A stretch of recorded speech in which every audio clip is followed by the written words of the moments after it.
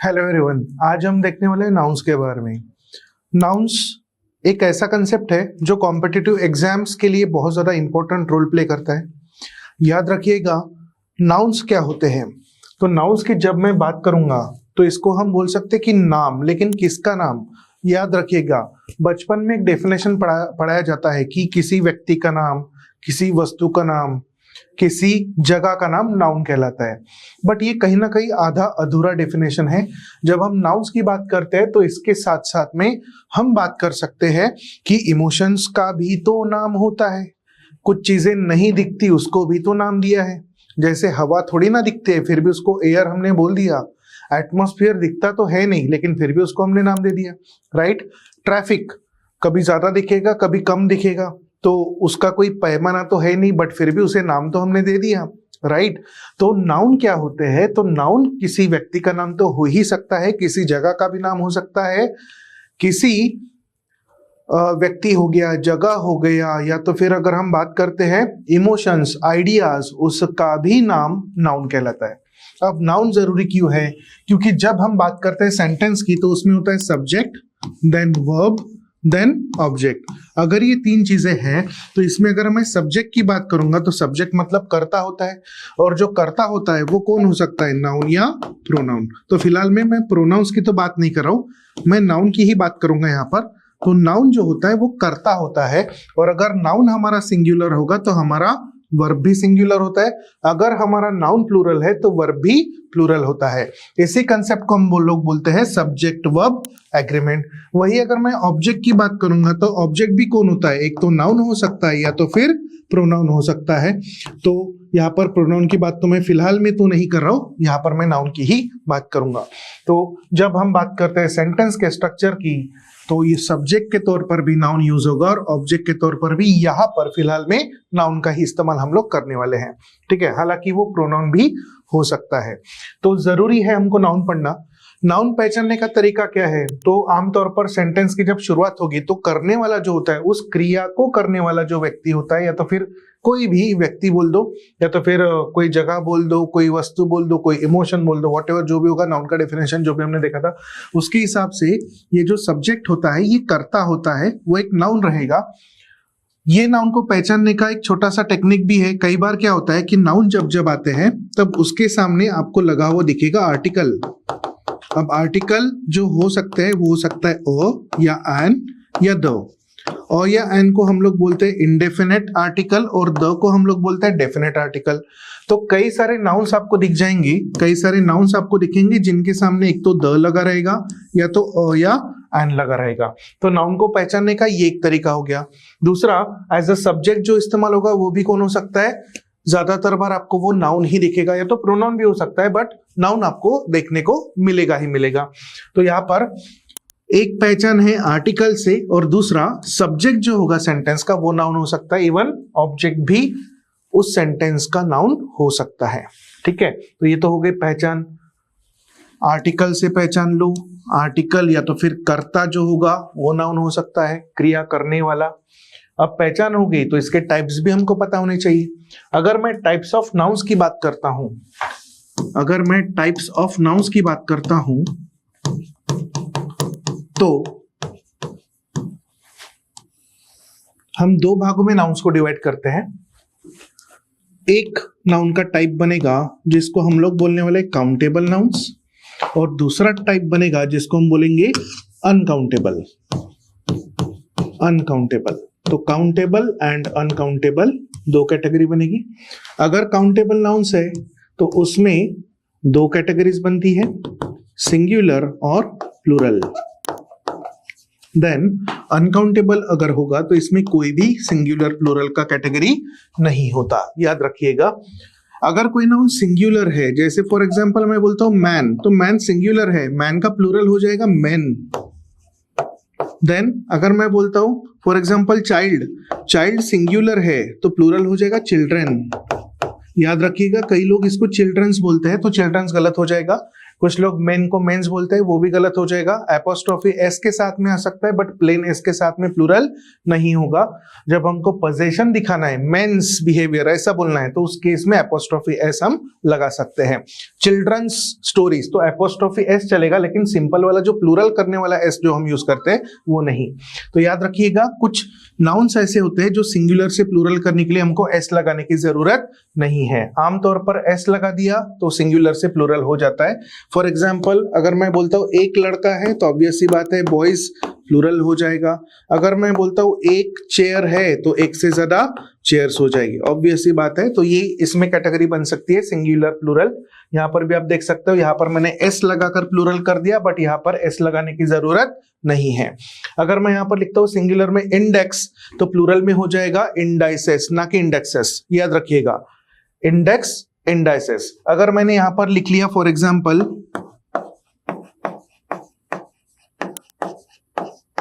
Phenomenon, phenomenon singular है और इसको प्लूरल अगर करना है तो बन जाएगा फिनोमेना, फिनोमेना, फिनोमेना प्लूरल हो जाएगा, याद रखिएगा, फिनोमेना प्लूरल और फिनोमेनन सिंगुलर। वैसे ही अगर मैं बोलता हूं डेटा तो डेटा प्लूरल नाउन है, इसका सिंगुलर फॉर्मेट बनता है डेटम, लैटिन वर्ड है, डेटम से बना डेटा, डेटम से बना डेटा, याद रखिएगा। देन अनकाउंटेबल नाउन्स की बात करते हैं।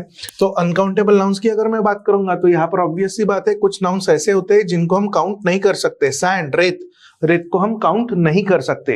हालांकि रेत जो है उसको साइंटिफिकली कैलकुलेट किया जा सकता है, साइंटिस्ट वगैरह को दे दोगे तो कर भी देंगे वो, बट सैंड हम एक लैंग्वेज पढ़ रहे हैं और लैंग्वेज में ही हम बहुत डिटेल तक नहीं जाएंगे, हम कुछ जनरलाइज बात करेंगे, तो सैंड जो है वो अनकाउंटेबल है। वही अगर मैं वाटर की बात करूंगा तो वाटर अनकाउंटेबल है, ऑयल अनकाउंटेबल है। देन उसके बाद में अगर मैं बात करता हूं मनी, इंग्लिश में मनी अनकाउंटेबल है बट रुपीज और डॉलर काउंटेबल है, याद रखिएगा, मनी अनकाउंटेबल है, मनी, याद रखिएगा, मनी इज अनकाउंटेबल नाउन। तो काउंटेबल क्या होगा, रुपीस काउंटेबल हो सकता है, डॉलर काउंटेबल हो सकता है बट मनी नहीं। देन उसके बाद में कुछ इमोशंस की बात करते हैं। फॉर एग्जांपल मैंने बोल दिया प्राइड, प्राइड थोड़ी ना काउंट कर सकते 1 2 3 4, तो अनकाउंटेबल रहेगा। लव, हेट, एंगर, ये सारे अगर नाउन के तौर पर यूज होते हैं तो ये सारे नाउन अनकाउंटेबल के कैटेगरी में जाने वाले हैं। देन आगे बढ़ते हैं, अभी कुछ ट्रेडिशनल टाइप्स के हिसाब से हम नाउन का डेफिनेशन देखते हैं। तो प्रॉपर नाउन होता है, प्रॉपर नाउन, प्रॉपर नाउन्स की अगर मैं बात करूंगा तो प्रॉपर नाउन्स होते हैं वही जो आपने बचपन में डेफिनेशन पढ़ा था, किसी जगह का नाम, किसी वस्तु का नाम, किसी व्यक्ति का नाम, लेकिन कैसा, पर्टिकुलर, विशेष, विशेष दिया गया नाम। जैसे मेरा नाम राहुल है तो मेरा नाम कैसा है, प्रॉपर नाउन है, लेकिन मैंने बोल दिया बॉय तो वो हो जाएगा कॉमन नाउन। तो दूसरा कैटेगरी जो बनेगा वो बनेगा कॉमन नाउन। डायरेक्ट एग्जांपल लिखता हूं मैं यहाँ पर, प्रॉपर नाउन विशेष नाम, जैसे एग्जांपल मैंने बोल दिया राहुल, तो राहुल कैसा नाम है, प्रॉपर नाउन है। मैंने बोल दिया नागपुर, तो नागपुर कैसा नाम है, प्रॉपर नाउन है। मैंने बोल दिया Delhi, proper noun. Mumbai, proper noun. Shahrukh Khan, proper noun. Sachin Tendulkar, proper noun. लेकिन शाहरुख खान की जगह मैंने बोल दिया एक्टर, तो एक्टर बन जाएगा कॉमन नाउन। सचिन तेंदुलकर के जगह मैंने बोल दिया प्लेयर, तो बन जाएगा कॉमन नाउन। तो कॉमन नाउन क्या होता है, ये रिप्रेजेंट करता है जाति को, ये होता है विशेष नाम, इसको मैं बोल देता हूं पर्टिकुलर, शॉर्ट में लिख देता हूं पर्टिकुलर नेम। और कॉमन नाउन जो है इसको मैं बोल देता हूं क्लास, हिंदी में इसको कहा जाता है जाति, जो क्लास को रिप्रेजेंट करता है। एक्टर क्या है, क्लास है, प्लेयर क्या है, क्लास है। देन उसके बाद में अगर मैं बात करता हूं फॉर एग्जांपल टीचर्स, टीचर का टीचर्स हो सकता है, तो ये भी एक क्लास है। देन अगर मैं यहां पर बात करता हूं जज, जज, तो हर कोई थोड़ी ना जज है, जज का अगर मैंने नाम ले लिया तो प्रॉपर नाउन हो जाएगा, लेकिन जज बोल दिया तो कॉमन नाउन हो जाएगा, ठीक है। देन उसके बाद में अगर मैंने बोल दिया मेंबर, एक मेंबर है, किसी काउंसिल का मेंबर हो सकता है, तो मेंबर का मेंबर्स भी होता है, सिंगुलर से प्लूरल भी होता है, याद रखिएगा। प्रॉपर नाउन सिंगुलर से प्लूरल नहीं होते हैं, कॉमन नाउन सिंगुलर से प्लूरल होते हैं। एक्टर का एक्टर्स, प्लेयर का प्लेयर्स, जज का जजेस हो सकता है, मेंबर का मेंबर्स हो सकता है। देन तीसरा जो बनता है वो बनता है कलेक्टिव नाउन्स। कलेक्टिव नाउन्स की जब हम बात करते हैं तो ये इसी में से डिराइव होता है कलेक्टिव नाउन्स। जैसे इसको हम बोलते हैं ग्रुपिंग वर्ड, शॉर्ट में यहां पर लिख देता हूं मैं ग्रुपिंग वर्ड्स। इसको हिंदी में हम लोग बोलते हैं समूहवाचक संज्ञा, समूहवाचक नाम बोल दो। कलेक्टिव नाउन्स जैसे अगर मैं बोलता हूं प्लेयर, 11 प्लेयर्स अगर एक साथ आ जाए तो क्रिकेट की टीम बन जाती है। एक केस के ऊपर कुछ जजेस है, 3 जजेस 4 जजेस, उनका पैनल बैठेगा तो उसको जूरी कहा जाएगा। कुछ मेंबर है 4 5 6 10 मेंबर्स अगर आ गए तो उनको मिलाकर बनेगी कमेटी या तो फिर काउंसिल बोल दो। फ्लावर्स अगर है, कई सारे फ्लावर्स अलग अलग एक जगह ला लो, उसको रैप कर दो पेपर में, एक प्लास्टिक के इसमें प्लास्टिक का जो ये होता है ट्रांसपेरेंट शीट होता है उसके अंदर, तो वो बन जाएगा बुके, राइट। तो ऐसे कई सारे नाउन हैं जो कलेक्टिव नाउन्स होते हैं। देन आगे में हम बात करेंगे एब्स्ट्रैक्ट और मटेरियल नाउन की। तो abstract nouns and last one is material nouns. तो जब मैं बात करता हूं एब्स्ट्रैक्ट नाउन्स की या तो फिर मटेरियल नाउन्स की, तो दोनों का जो कैटेगरी रहेगा वो रहेगा अनकाउंटेबल नाउन्स रहेंगे। हम एक टीम है तो एक से ज्यादा टीम्स हो सकती है, एक एक्टर है तो एक से ज्यादा एक्टर्स हो सकते हैं। तो ये दोनों जो है 2 और 3 मतलब कॉमन एंड कलेक्टिव नाउन, ये काउंटेबल नाउन्स की कैटेगरी में आएगा। देन एब्स्ट्रैक्ट नाउन की अगर मैं बात करता हूं तो जो मैंने कहा था आइडियाज, इमोशंस, वो सब यहां पर आ जाएंगे एब्स्ट्रैक्ट नाउन्स में। हम म्यूजिक को काउंट नहीं कर सकते, म्यूजिक का कोई फिक्स डेफिनेशन नहीं है। म्यूजिक अलग अलग हो सकता है, किसी को क्लासिकल पसंद होगा, किसी को पॉप पसंद होगा, किसी को रॉक, है ना। तो म्यूजिक 1 2 3 4 में हम काउंट नहीं कर सकते, बट सॉन्ग कर सकते हैं। एक सॉन्ग और एक से ज्यादा सॉन्ग्स हो सकते हैं। म्यूजिक हो गया। देन उसके बाद में जैसे मैंने वो कहा था लव, हेट, एंगर, अगर इनको नाउन के तौर पर यूज किया जाए तो ये सारे नाउन्स अनकाउंटेबल ही रहने वाले हैं। And at last material nouns की बात करते हैं तो ये बेसिकली कुछ इंग्रेडिएंट्स होते हैं। इंग्रेडिएंट्स, रॉ मटेरियल बोल दो, जिससे हम कोई चीज बना सकते हैं। फॉर एग्जाम्पल वाटर, पानी हर जगह इस्तेमाल होगा, कंस्ट्रक्शन से लेकर खाने तक। ऑयल हर जगह यूज होता है, गाड़ी में लग सकता है, कार में लग सकता है, खाने के लिए लग सकता है, किसी मशीन में लग सकता है। देन उसके बाद में sand, cement, steel and so on. ये सारे जो नाउन्स है, ये जो कैटेगरी में आपको बताया, ये 5 कैटेगरी जो बताया, ये 5 तरह के नाउन्स होते हैं। इनके जैसे और भी कई सारे। तो आपको ये कंसेप्ट समझ में आया होगा।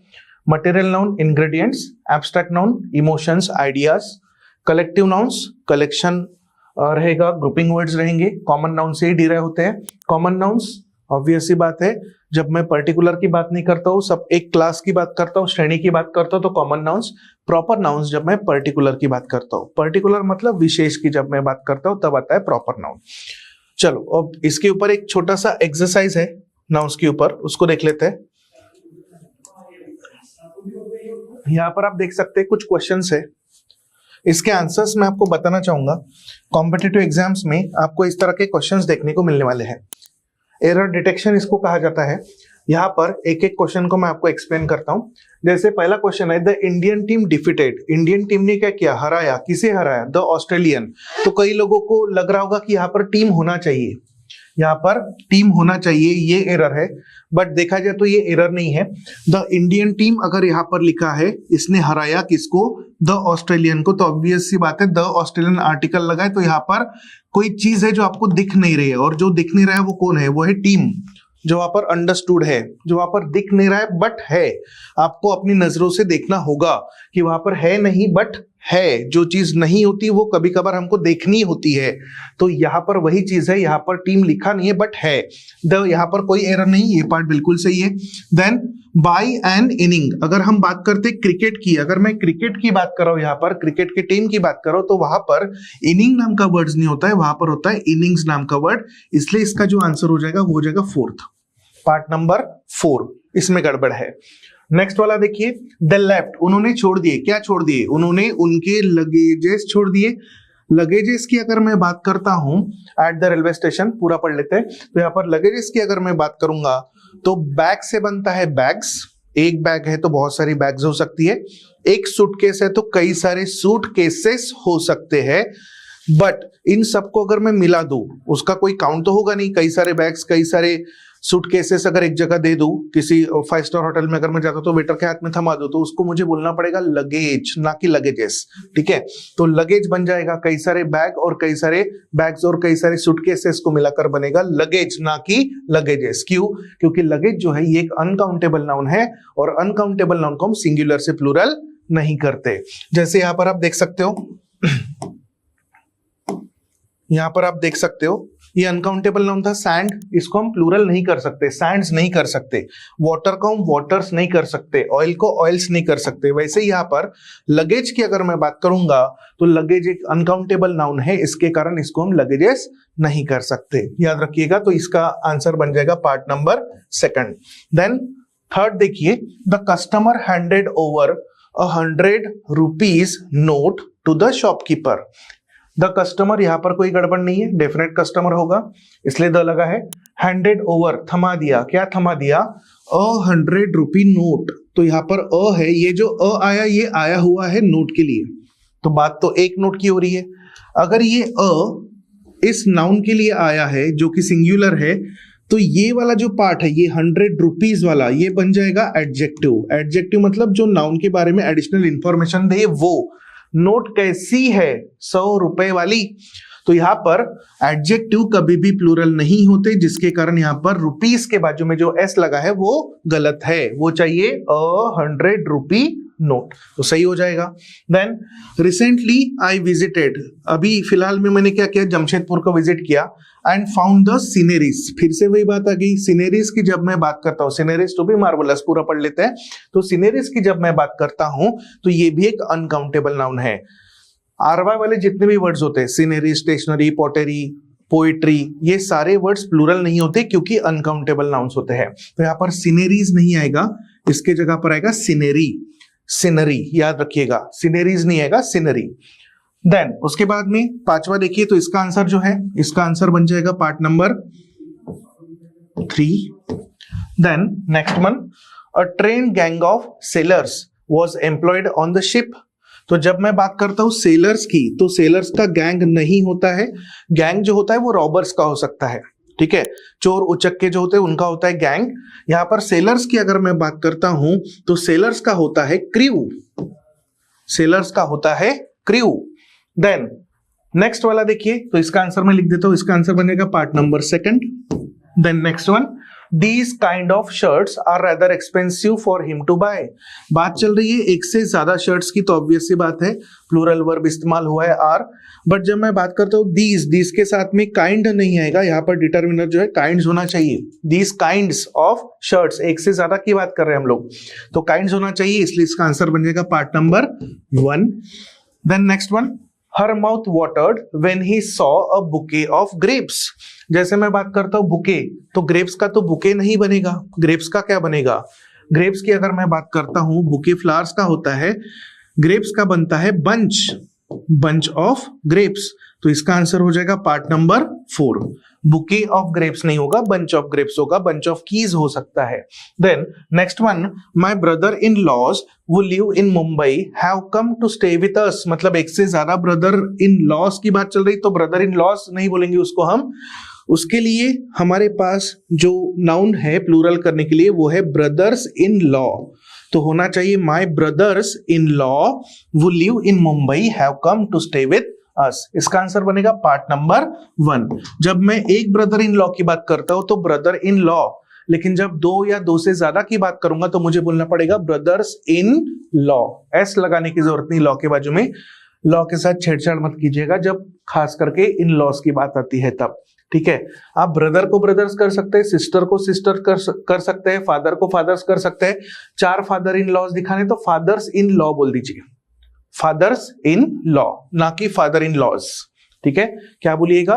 Fathers in law, sisters in law, brothers in law, ठीक है। तो पहले नाउन के सामने आपको एस लगाना होगा। Then next one, all the furnitures have been sent to the new house located in a village. यहां पर अगर आप देखोगे तो एक नाउन है फर्नीचर। फर्नीचर वैसा ही है, जैसे एक टेबल है तो टेबल्स बोल देंगे एक से ज्यादा, चेयर है तो चेयर्स बोल देंगे, घर में एक अलमारी है तो एक से ज्यादा हो सकती है, इन सबको मिलाकर ही क्या बोल देंगे? फर्नीचर। तो एस लगाने की जरूरत नहीं। जैसे एक सूटकेस का सूटकेसेस हो सकता था, बैग का बैग्स हो सकता था, लेकिन इनको मिला दे तो लगेज बन गया था, लगेज या बैगेज, उसमें एस नहीं लगाया था हमने, तो यहां पर भी एस नहीं लगेगा। फर्नीचर को फर्नीचर्स नहीं करना है, तो इसका जो एरर बनेगा वो बनेगा पार्ट नंबर 1।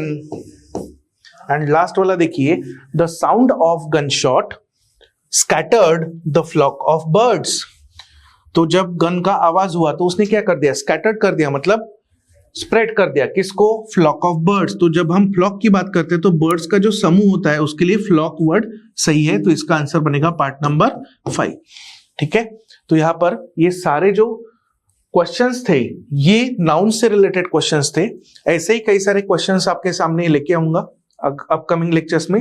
हर एक टॉपिक के ऊपर हम थोड़ी थोड़ी बात करेंगे, क्वेश्चंस कैसे पूछे जाते हैं और एक बेसिक सा उसका कंसेप्ट अपकमिंग लेक्चर्स में हम देखने वाले हैं। तो सब्सक्राइब कीजिए हमारे चैनल को। अगर सारे वीडियो आपको अच्छे लगे होंगे तो देखते रहिए, सीखते रहिए और आगे बढ़ते रहिए। Thank you so much.